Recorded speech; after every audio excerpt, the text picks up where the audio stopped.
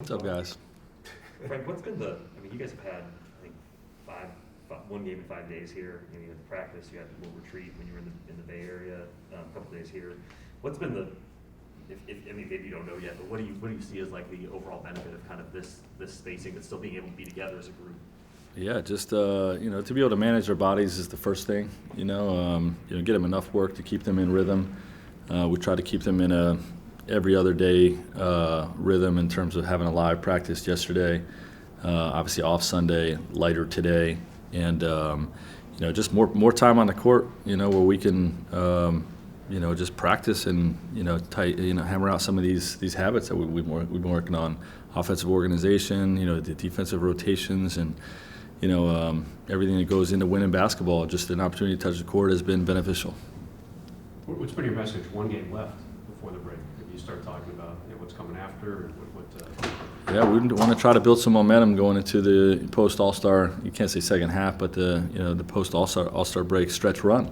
You want to go into the break on a positive note. We felt like we played well enough to win against Golden State, but it didn't go our way. So it just focuses on getting one win. You guys obviously aren't looking for moral victories at this point, right? But right. With the way that you played against Golden State, you feel like if you guys can kind of capture that and play that way every night, you're going to win more often than not, or most nights, right? Yeah, that's the feeling. That's what we all talked about afterwards, after that game. There's been some games throughout the course of this year where we've had ugly nights and haven't really seemed connected. And it didn't feel that way in Golden State. It felt like we're on a with the mindset this is going to be our group down the stretch run. And I thought we played for each other. And if we do that and play hard with the talent we have, we'll have a good chance. Frank, assuming health, and I know we need a big block of wood to knock on because it's been a tough year in that department, but what do you need to figure out what your starting lineup is going to be for the stretch run? Well, health is the first thing, and honestly, we have to win.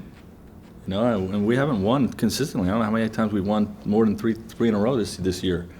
When you have the roster makeup you have with three max guys and mostly minimum guys the rest of the way, somebody has to emerge as being locked into that starting group. And I would have done it the first week of the season and stayed with it if we had gotten some traction with the lineup. We have not. So that's what we're still seeking. Is there a sense, Frank? Go ahead. Sorry. Is there a sense? I mean, you guys have tried to be patient this year, wait for things to kind of come together. Is there a sense though that if you are going to get it together and you're gonna make the run that you've kind of been looking for all year, it kind of has to be now? When you look at the momentum you started maybe feel like you got a little bit on Saturday, is it kind of like if it's going to happen, it needs to be now? Well, there's not much time left, so definitely the sooner the better. Hopefully we can make a run and get in the top six. But if not, we're in one of the four teams in the play-in round, and you got to win those games and then give yourselves a chance after that. But every game matters right now, and the more ground we can make up, in the present, the better. If it is the play-in, does your guys' experience last year give you does that familiarity give you confidence about being able to navigate that system? Yeah, but we watched a really good Golden State team get knocked out. So anything can happen in a one-game playoff like that, or a two-game if you have to win two. So obviously the more wins we can get in the regular season, the better. Frank, has that been kind of maybe like the paradox of where this team is at? And because in one sense, like you guys do need to go on. Like you've talked openly, this team has talked openly about going on a run and stringing together. AD, I think, kind of famously said like 10 games, we could win 10. We're good enough to win 10 in a row. But like to your point, like this team's only won more than 3 in a row. A small handful of times. Like, what's like the split between big picture focus, I guess, and small picture focus, and has that been a challenge with this group? Well, it's big picture patience, but in the moment sense of urgency. That's how we've approached it all year. Every game that we're playing that night, there's nothing about us that is going into the game thinking we can be patient. You got to put maximum effort into into the task at hand in the moment. And you know, that's how you build your habits that will lead to those runs that we've talked about hopefully going on.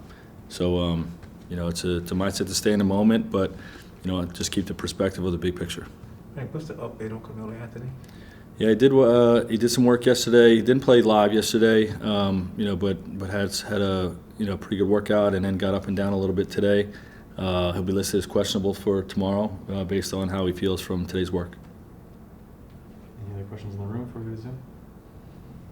Okay, we'll go to Brian on Zoom. Hey, Frank.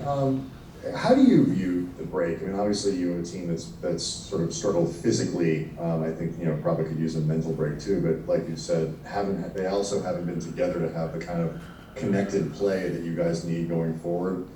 Is the break, does it come at a good time? Is it an awkward time? How do you look at, you know, the next week or so? Yeah, you know, I think the break is always good for every team in the league.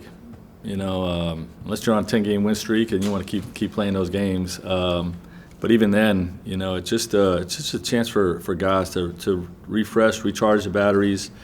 You know, let them get away from hearing the coach's voice, you know, every day, hearing each other's voices every day, and you know, just an opportunity to step away. You know, that reset is you know, is always good for your group, and you know, I don't know if it's better for this year's team than anyone else, you know, but I do think it'll be good for our group.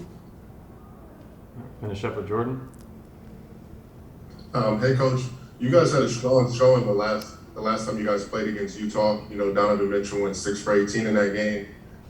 You guys showed a lot of different looks, did well in drop coverage. Is there anything that, you know, that you've been looking at from that game that you like, that you want to, you know, still implement from that last game that you guys played against them? Yeah, our defensive activity was really good. We did hold them under 100 points. There was a response from a really poor performance the game before. And, you know, we have to have that mindset again. This is still the #1 offense in the league coming into our building, and we have to be on high alert with all of our coverages. And, you know, there's some things we'll do the same, and some things we'll tweak in terms of the actual game plan. But, you know, the urgency and disposition that we played with is something we have to repeat.